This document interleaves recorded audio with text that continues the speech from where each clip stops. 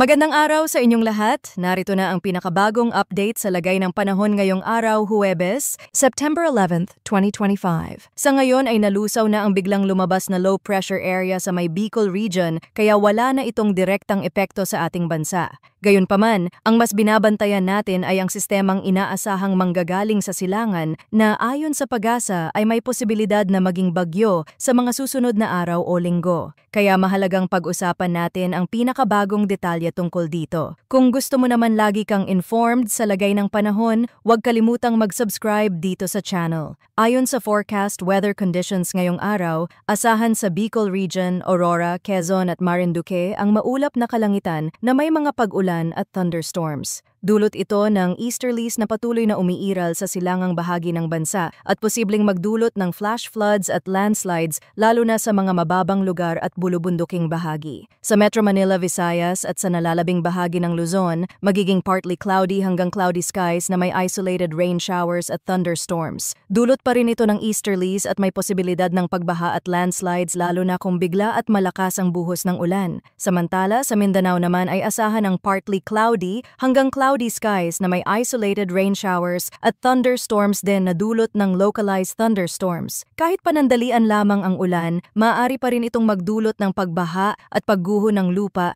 kung sakaling malakas at magtagal ang buhos. Para naman sa wind at coastal water conditions ngayong araw, sa Luzon at Visayas ay inaasahan ang light to moderate na ihip ng hangin mula northeast hanggang east at ang taas ng alon ay nasa pagitan ng 0.6 hanggang 1.5 meters. Sa Mindanao, light to moderate din ang hangin mula south hanggang southwest na may taas ng alon na nasa 0.6 hanggang 1.0 meters. Sa pangkalahatan, ligtas pa rin para sa maliliit na sasakyang pandagat ngunit dapat pa ring mag-ingat lalo na kapag may mga localized thunderstorms na bigla ang dumarating. Ngayon dumako tayo sa pinakabagong tropical cyclone threat potential forecast na inilabas ng PAGASA. Para sa week 1 mula Setyembre 10 hanggang Setyembre 16, 2025, wala pang nakikitang tropical cyclone like vortex or TCLV sa loob ng Philippine Monitoring Domain. Subalit ayon sa forecast, dalawang TCLV ang posibleng mabuo sa parehong linggo. Ang TCLV-1 ay inaasahang mabubuo sa silangang bahagi ng Philippine Area of Responsibility at kikilos patungong Visayas, Mindanao at Southern Luzon areas. Samantala, ang TCLV-2 naman ay inaasahang mabubuo sa silangang bahagi ng Tropical Cyclone Information Domain at Tropical Cyclone Advisory Domain. Pareho itong may low hanggang moderate likelihood na maging ganap na bagyo, kaya mahalagang paghandaan ang kanilang posibleng epekto. Sa week 2 mula Setyembre 17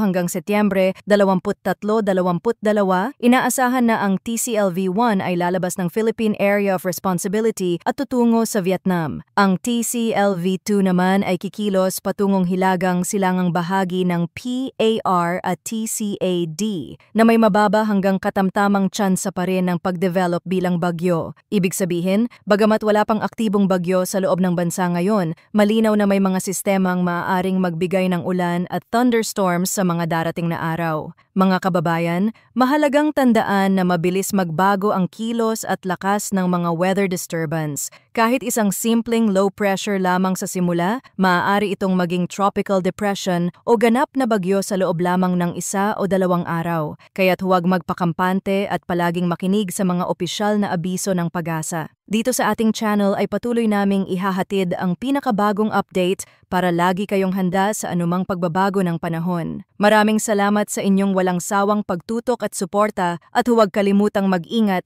lalo na sa mga panahon ng malalakas na pag-ulan.